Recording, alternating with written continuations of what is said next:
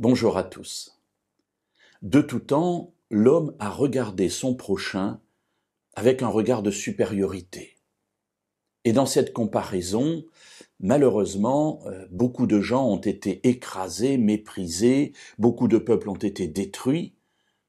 Le blanc est supérieur au noir, le blond aux yeux bleus est supérieur à tous les autres. Le blanc venant en Amérique est supérieur à tous les peuples qui vivaient auparavant dans ces pays, et ainsi de suite. Chaque conquête s'est faite sur la souffrance des peuples autochtones que l'on a méprisés.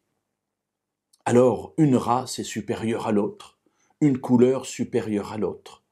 Bref, cette comparaison a amené vraiment une destruction de la pensée fraternelle au sein de l'humanité. Je ne suis pas frère de mon prochain. Je suis un ennemi, un supérieur, un concurrent. Bref, le regard que l'on porte les uns sur les autres est un regard extrêmement négatif.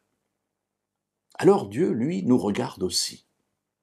Et je suis frappé de voir que le regard que Dieu porte sur nous est un regard rempli de bienveillance et qui cherche toujours à nous élever, quel que soit l'endroit d'où on part. On peut partir de très bas, à notre regard à nous évidemment, ou de moins bas, peu importe, Dieu nous élève toujours et nous avons tous le même but.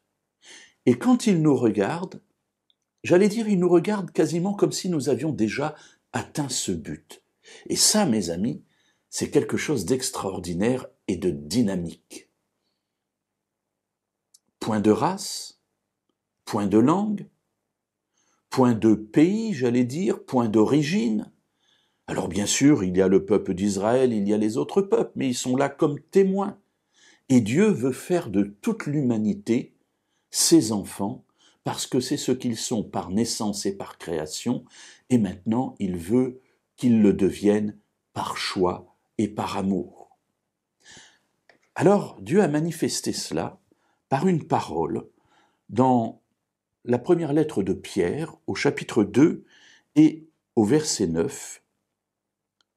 Pierre dit « Vous, par contre, vous êtes une race élue, un sacerdoce royal, une nation sainte, un peuple racheté, afin d'annoncer les vertus de celui qui vous a appelé des ténèbres à son admirable lumière. » Voilà, s'adressant à ces croyants d'origine païenne, Pierre est en train de dire « Non, vous n'êtes pas païens, vous êtes une race élue, une nation sainte, un sacerdoce royal. » Voyez les qualificatifs que Dieu emploie pour parler de nous, pour parler de tous ceux qui croient en lui.